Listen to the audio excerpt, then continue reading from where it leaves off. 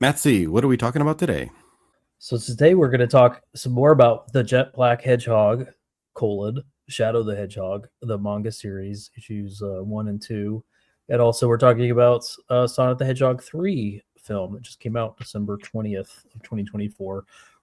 We did a bit more exploration of plot synopsis type things, what we liked, what we didn't like about art and casting choices, but we're going to add what we thought about Maria.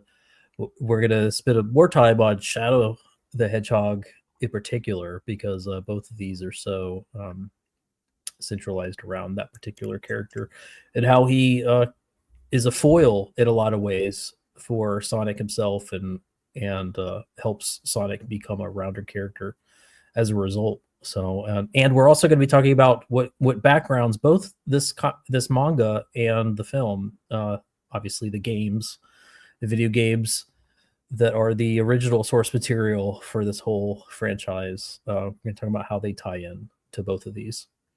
So it's going to be a lot of fun. And warning, guys, we're going to be talking about spoilerific territory stuff with both this movie, of course, as well as the manga. So just fair warning. We highly recommend watching Sonic in theaters and reading this comic for yourself, this manga as well. All right. All of the my Sonic childhood is just roaring to go and talk and just share with you all of my childhood. So I grew up with Sonic all the way from Sonic 2 for the Sega Genesis, Sonic 3 and Knuckles, where you lock on the two cartridges together to get one complete game, is my favorite video game of all time, and it still has yet to be toppled after decades. So nice. I loved this series. I played Knuckles Chaotix for the 32X. Yes, I was one of those 4 people who bought a Sega 32X and actually struggled to make the stupid thing work. Those of you in my chat who are my 32X brothers, you know exactly what I'm talking about, and please represent so the 3 of us can join a 32X support group.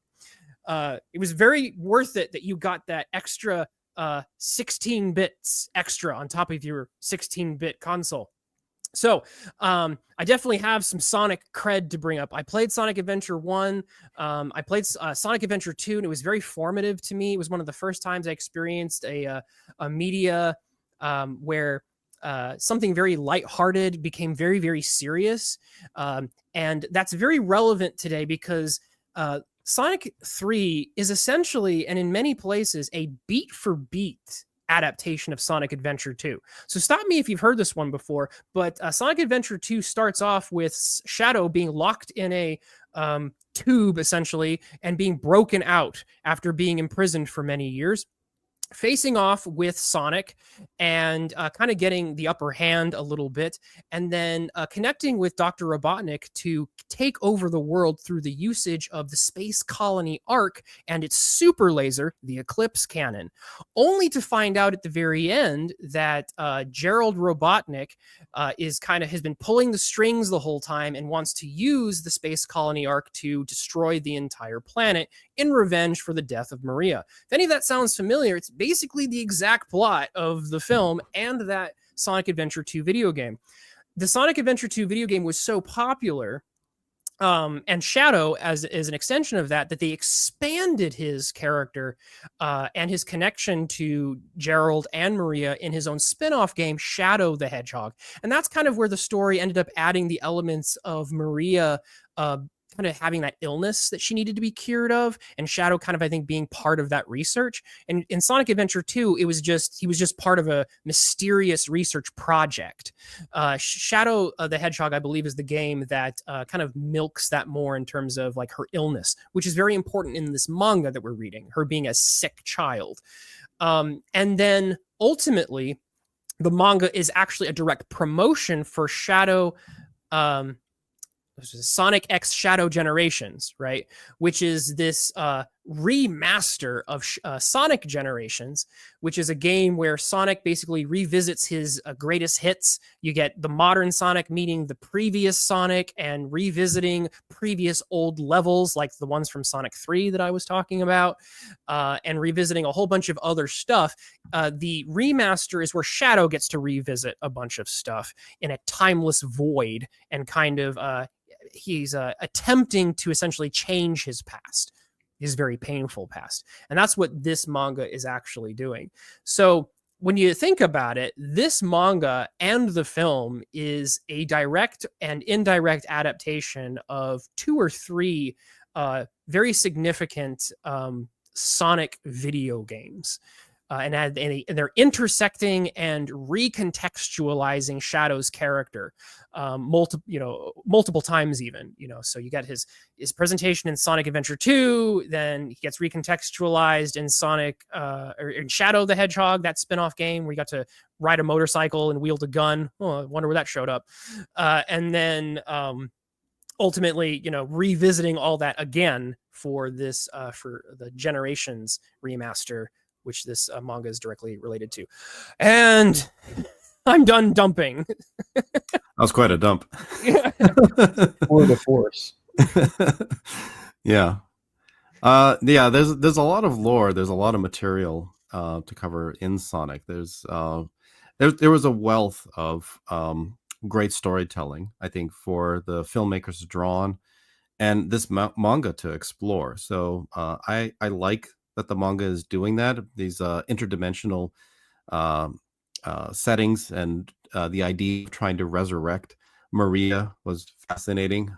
And it was definitely fertile ground to take from the video games to be able to draft this manga around that storyline. There was also a weird alien presence. The alien was apparently responsible for the attacks on the spaceship, and so Shadow blamed the soldier for being controlled by an alien for killing Maria.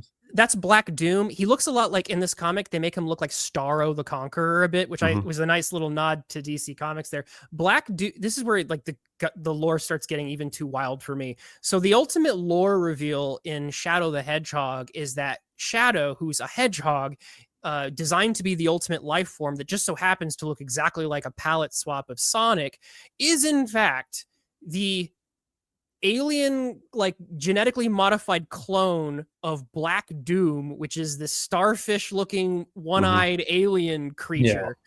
Yeah. It's the weirdest thing that they do in the Shadow the Hedgehog game, and it's really bizarre, and I don't know how well it's jived over time, but they brought him back for the Shadow Generations game. He's the main villain. And that's why I think they're putting him in this manga as well, to kind of plant that seed, because he's basically returning from being killed in the Shadow the Hedgehog game. But the film touched on none of the Black Doom stuff, and I'm not sure they will. I don't know if they want to do weird floating octopus starfish looking aliens. I'm wondering if the film actually handled the dynamic between actually Shadow's place in this universe a little bit better by just suggesting that he was a representation of Sonic. They didn't go far beyond that, but in a much darker, experienced setting. Somebody who was scarred by his past and the traumas that he had to undergo before he chose the path that he was on. So you didn't need to know much more than he was Dark Sonic in the film. Yeah. And his origin was just basically, they found him in a meteorite and then took him in a lab. So, yeah. That would have been a lot to unpack. And importantly, you had to demonstrate that he's Dark Sonic, and then you had to demonstrate that he was the family dynamic was stripped of him. It's something that Sonic has and has been able to foster and maintain, and have flourish. The Dark Sonic, that Shadow doesn't have that, and that gives it this paradigm of not just contrasting their own motivations, but their own origin stories and the contexts around them that make them who they are. I think that's the only way to tell a story, I think, for film, is to kind of play with that. There's You know? one thing in the games that is done really well in the dynamic between Shadow and Maria. Mm.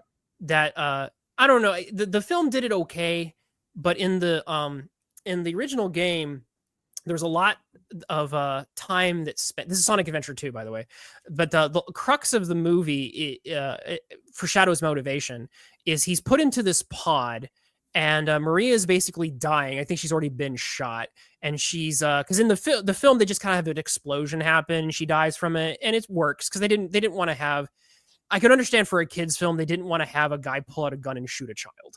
Yeah. But in the video game, they were okay with basically doing that. It has a really heavy impact because of it. But she kind of like gasps and says something to Shadow and then says goodbye. And Shadow basically mishears, or he doesn't fully hear what Maria says. And because he's been in hot sleep for like 50 years, he's got a fuzzy memory of it. So all he really remembers is Maria said something to me. She died. I promise you revenge. And the crux of the film, the turning point, is when he finally cracks his memory, finally accesses what Maria actually said. And because Gerald Robotnik, the grandpa character, went fully insane in a very dark moment. He's like bound up with chains in the game, and he's just like, you ungrateful humans will feel my loss and despair as I unleash this like meteor of death upon you. And the Shadow remembers what Maria said, and it's like, give the humans a chance to be happy. And when Shadow like accesses that memory, it's like it's the thing that allows him to make the turn. It's this connection, this reestablishing this true connection with that loved character that allows him to finally decide to become a good guy. The film takes a different tack. The film basically decides that it's going to be this this concept. It's still something that Maria says, but it plays out very differently. It's this like a metaphor about stars, essentially, which is still, I think, fairly heartfelt. It plays out the drama very, very differently, and I think it makes it worthwhile to experience both media, to play through the game's version of events, and also see the film. But not everything that the film does is an upgrade on the video game. There's a little bit of a trade-off on both. I'm actually surprised. I just got the impression, having not played Sonic Adventures 2, that the original depiction of this scenario would have been simpler, because you've already got Maria sick, and you just would have had her die of her illness, or so, and you'd have some sort of situational tragedy that allowed for Shadow to not be there to save her. And then some, getting shot was like added later or something.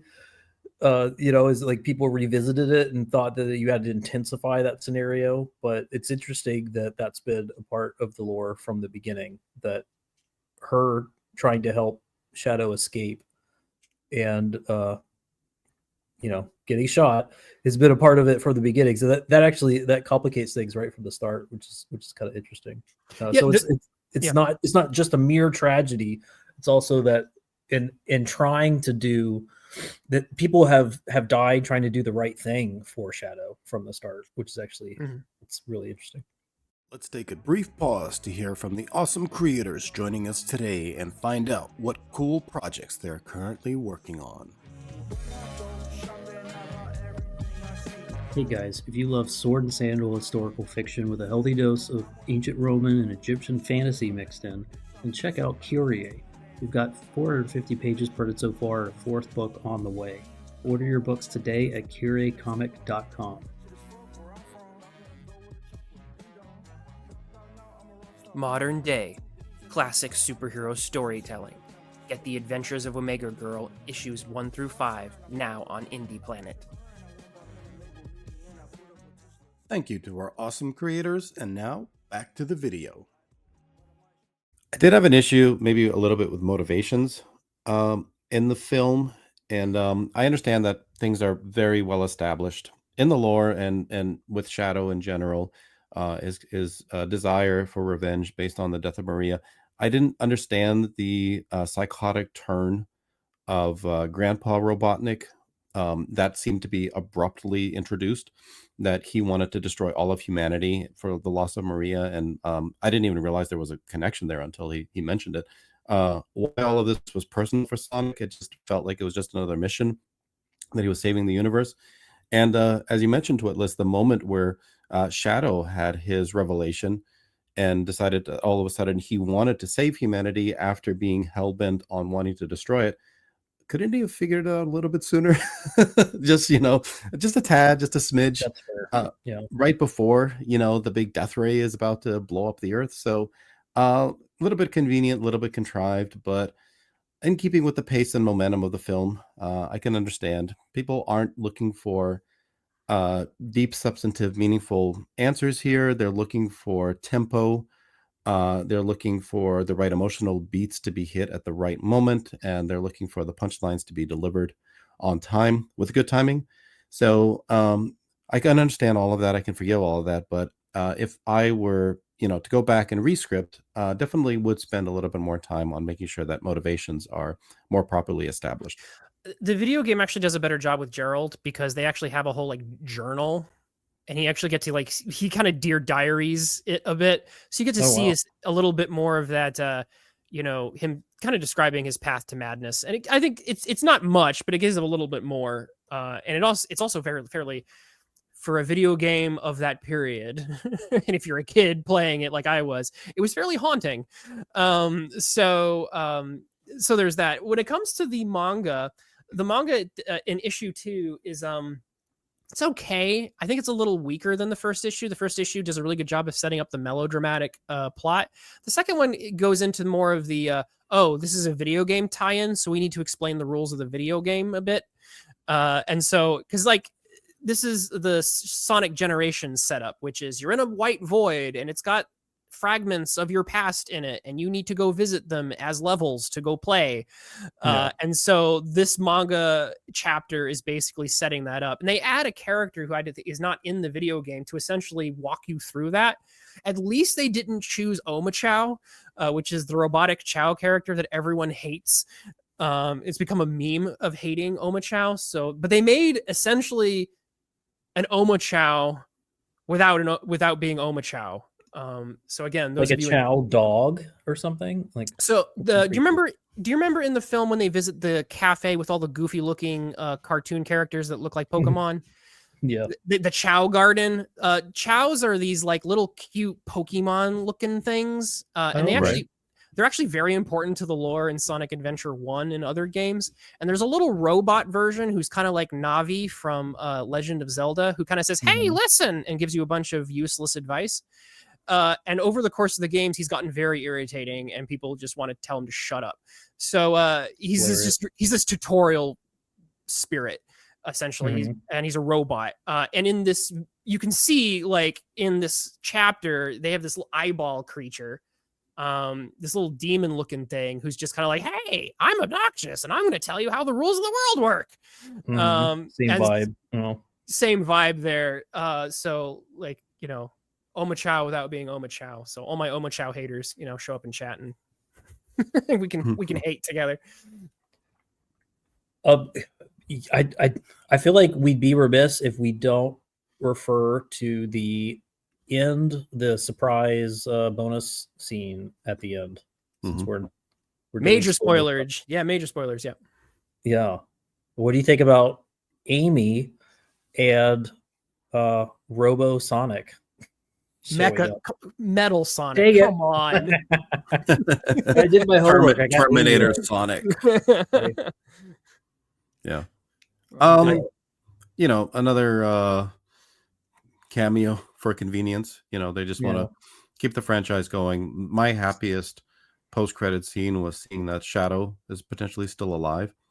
There wasn't anything given about his ultimate fate in the closing moments of the film. We just saw the explosion, and we assume that it was large enough to consume him. Of course, he does have chaos energy and can teleport, and he was Super Saiyan on top of it. So I'm glad to see that he's still present in the franchise, and I'm also happy at the possibility of the franchise moving past Dr. Robotnik to a possible part 4 that maybe won't have Jim Carrey as the main antagonist, and will instead focus maybe a little bit more on the Shadow and Sonic dynamic, which might have not gotten enough exploration, which is maybe uh, a questionable thing to say, debatable, but in my impression, is something that can be mined a little bit further in a follow-up sequel. So more. Thank you for asking that. Very teeing that up for more lore dumping. So when it comes to Amy and Metal Sonic, the biggest, I think the most obvious place to go is actually Sonic CD, which is a game that has time shenanigans at the root. Everyone remembers a good future, bad future, where you have to like go back and forth and kind of time in that. That's like I said, that's where Amy gets introduced. She gets kidnapped and you have to save her. So they're clearly flipping the whole damsel in distress element in that post-credit scene, which really feels weird because it almost feels like the movie's just restarting. It's like we're getting new characters, new villains. It's like the movie just restarts itself and then says, nah, next time. But the way they're introducing Metal Sonic as kind of being a sort of Terminator kind of character, and then when you contextualize that with Sonic CD, it's very clear they're doing a sort of like time shenanigans storyline. And although well, Red, I don't think you're gonna like this. It actually opens the door for Jim Carrey to play a third Robotnik. There is a he's called Jim Carrey does like that, by the way, because he needed the money. Yeah, no. So he's called because in Sonic they actually don't really call it. Robotnik was an invention for American audiences.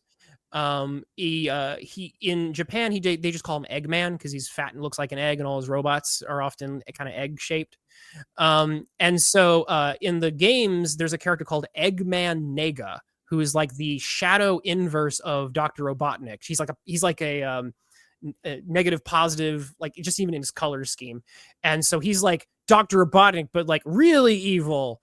And so to me, what that after credit scene tells me is that, okay, we have an evil future, and either we're going to do, to me, it just speaks to me because someone has to create Metal Sonic. It's usually a version of Robotnik. We just redeemed regular Robotnik at the end of this film, so that means we have like a more eviler version of Robotnik. We already killed Grandpa, so I'm like, okay, Eggman Nega making a whole bunch of evil Sonics. There's going to be an evil bad future that Sonic has to stop.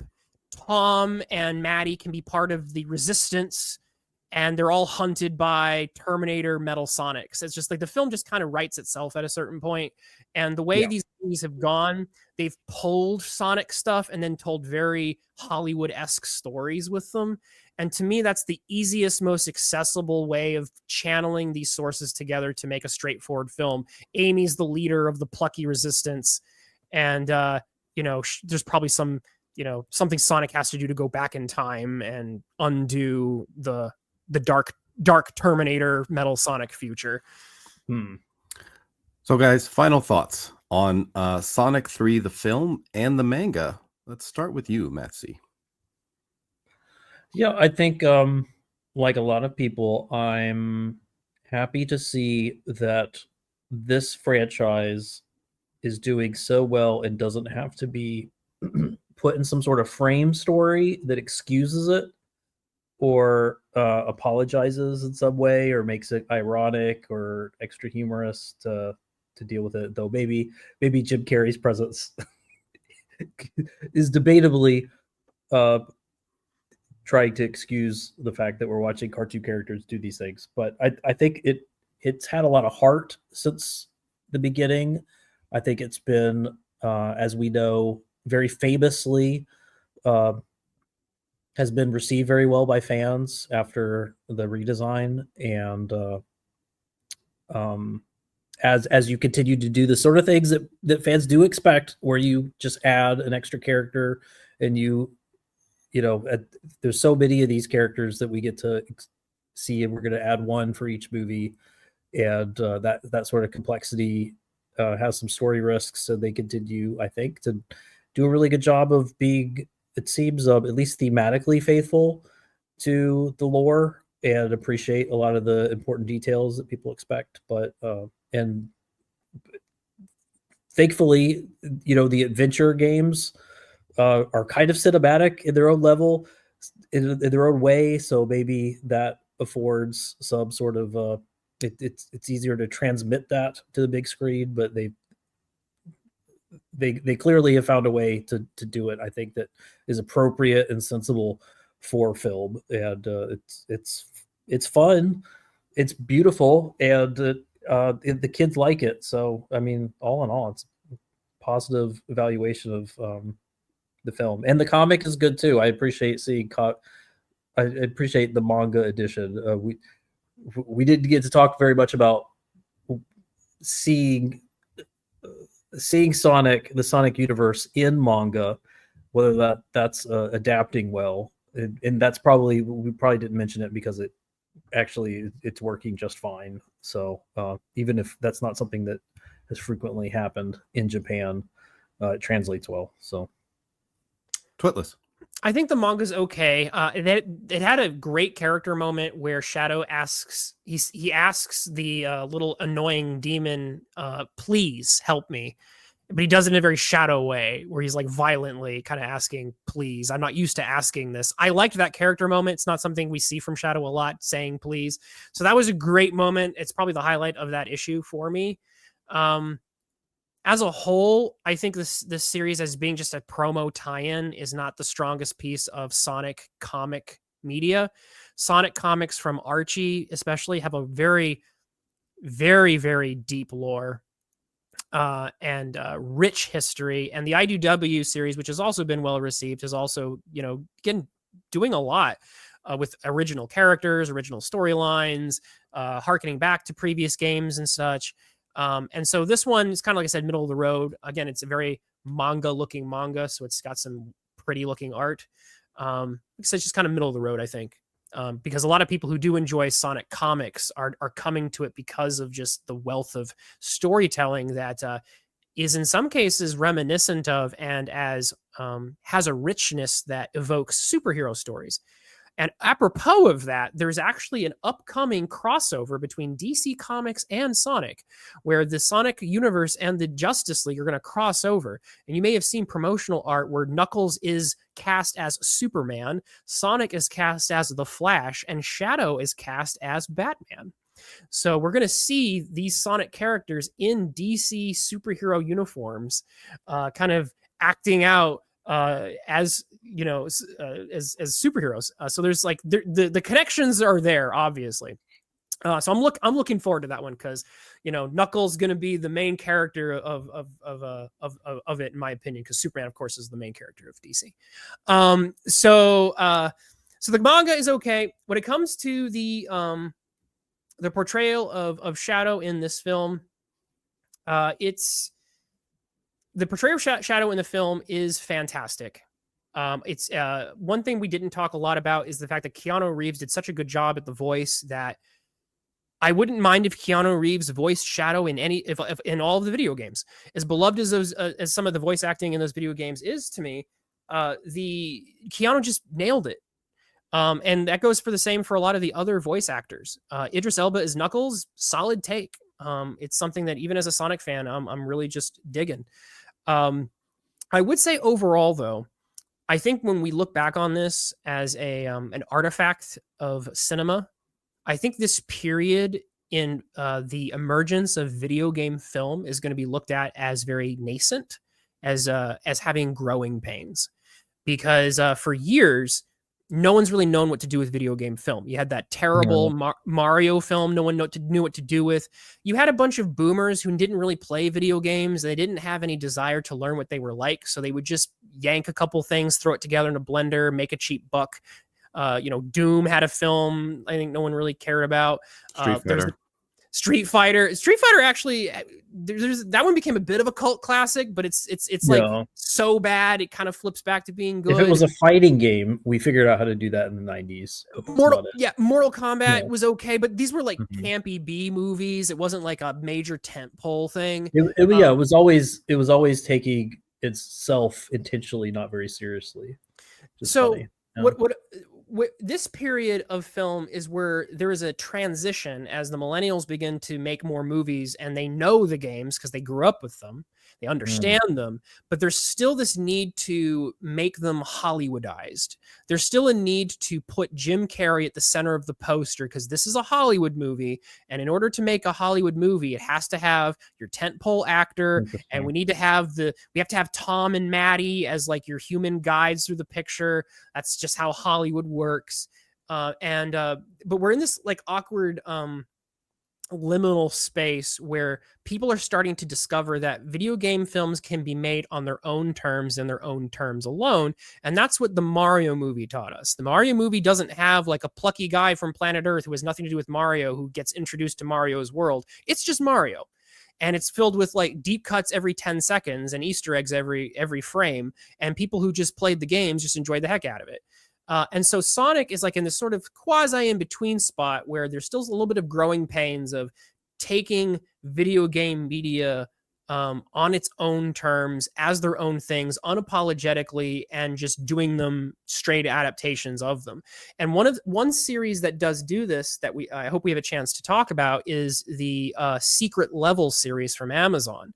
That whole series basically is an attempt at that. And so, like I said, I think we're seeing these movements as video game cinema gains traction of, making these properties on their own terms. And I think when we look back, Sonic will be part of this growing pains period. And so after saying all of that, I think on the whole, it's a solid enough film. I think even with all of its flaws and idiosyncrasies, it's enjoyable. There's a lot. The core of it, with its core characters, is quite enjoyable, and how they delivered on Shadow is very, very good at the heart of that, and it's resonating very well with audiences for a reason. Thank you very much for checking out the video. Subscribe, like, and stay tuned for more.